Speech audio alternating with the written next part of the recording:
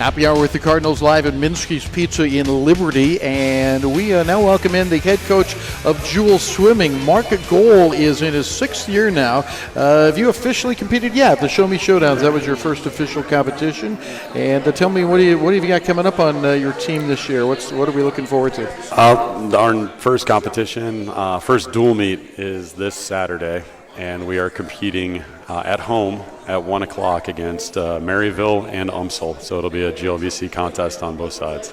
An All-American swims for you. Tell us about Paige Meredith, please. Paige did an excellent job last year. She became our first All-American in program history, which you got to start somewhere. We recruited her heavily out of high school, and she came in, and it was a big adjustment for her. Basically, the workload that we put her through as a freshman was light years more than what she had done before college, and we even had to take it up a notch as a sophomore. She was able to make nationals as a sophomore, but she didn't score. And I mentioned at the Hall of Fame banquet that was probably the best thing that could have happened.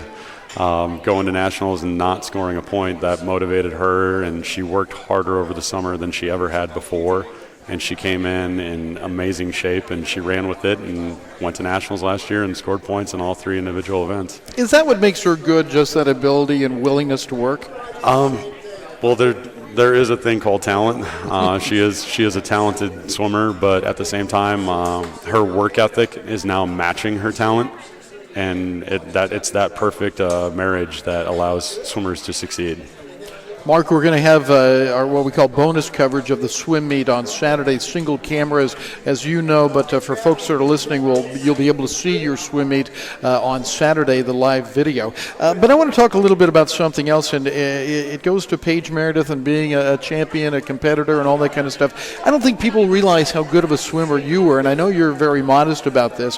A 1999 graduate of Oakland University in Michigan, but you are a member of 3 consecutive NCAA Division II men's national championship teams there.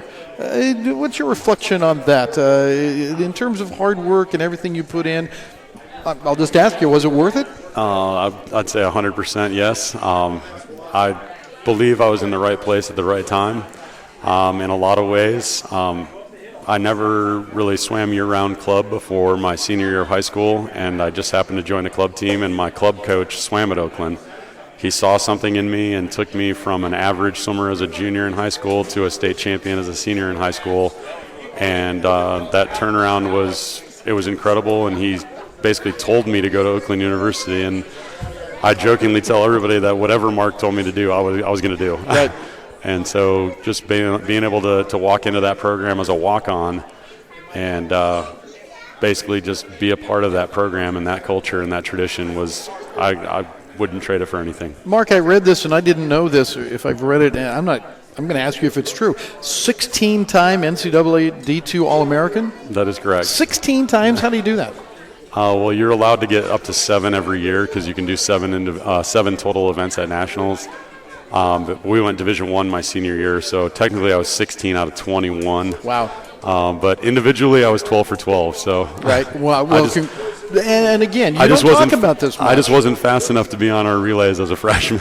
Well, you don't talk about it very much, so I want people to know that. Plus, I'm not sure they understand your coaching background. The Truman State University, time you spent there, 6 years there. Women's team goes to the Division II National Championships in 2006, 2008. You were CSCAA Coach of the Year. You have some credentials, my friend, and I think that's important for the next thing I want to talk to you about. What does it take to build a champion? Where do you start? What's the first thing that you look at when you think about, I'm going to build a champion at William Jewell? Well, what we're trying to accomplish right now is creating that culture. I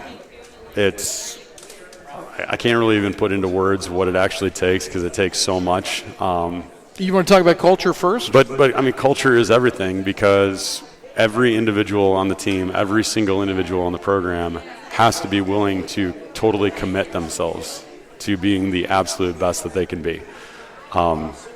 No one person can let somebody slide. It's accountability. It's just a tremendous work ethic. Obviously, you have to have the talent to win it, but the culture has to be there. And we're trying as hard as we can to establish that culture here, and we're pushing them, and it's very just interesting. It's unique at Jewel because I think some of the student athletes that I work with on a daily basis here are the best student athletes that I've ever worked with in my life. And what I mean by that is student athletes. Our athletes do so much, and it's remarkable. It's incredible. I mean, even senior Lane Bland, who's been top 8 in our GLVC conference meet, I mean, he's missing practice right now to go to dental school interviews all around the country. Wow. And, as a coach, you're frustrated because somebody's missing practice, but at the same time, they're setting themselves up to be incredibly successful down the road. Sure. So I guess your definition of a champion is kind of a loose one. But very, very good point. I want to ask you about the culture, though. Can you teach culture? Can you recruit culture? Do you do a little bit of both? I'd say it's a little bit of both. We try to connect with every single kid's high school and club coach because most of them have 2 coaches. We talk to them about their work ethic. I know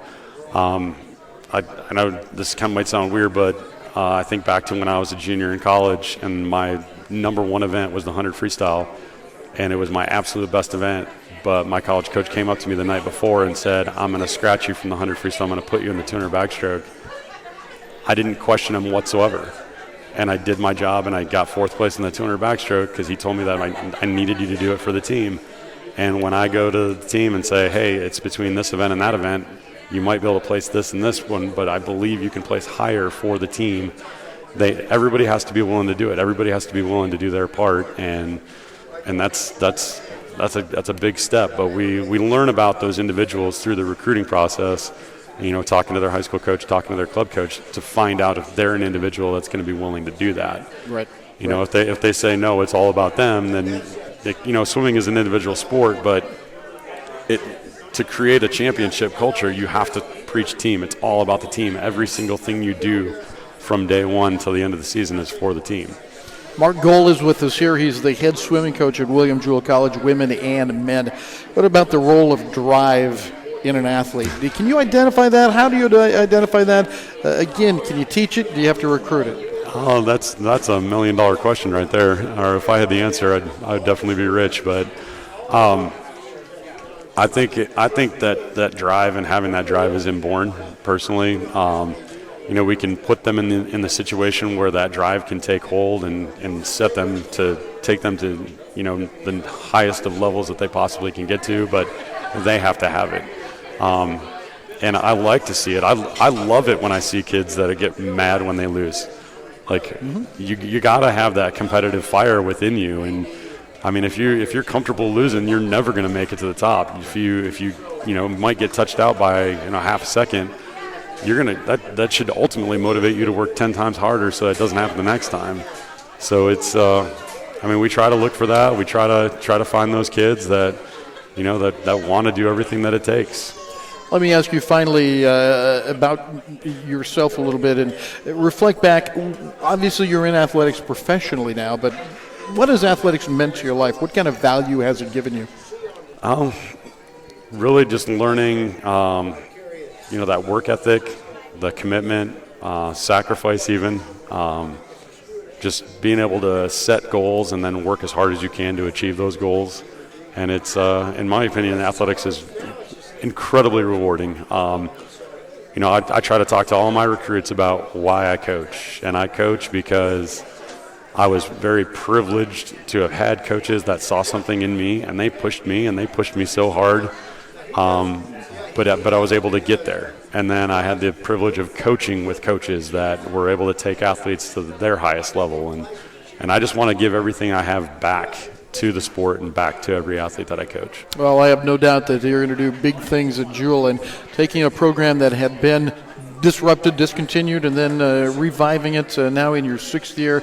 And again, you open your home schedule this Saturday at 1 o'clock, correct? That is correct. And I would say you don't have a whole lot of home duels or meets, so folks need to come out and see you on Saturday. That would be great. We would appreciate any support. All right. Mark Gole has been our guest. It's Happy Hour with the Cardinals. Thank you very much, Coach. Thank you, Rick. And we'll be back with a final word or two from Minsky's Pizza in Liberty as we wrap up our Happy Hour with the Cardinals for October.